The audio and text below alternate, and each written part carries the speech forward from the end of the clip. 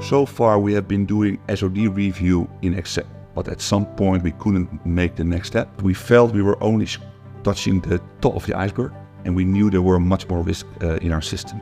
So that's why we had to look for a mature, sophisticated DRC solution. We already were dealing with EPI-USE Labs for other tools, and so we discussed the option to use Soterion.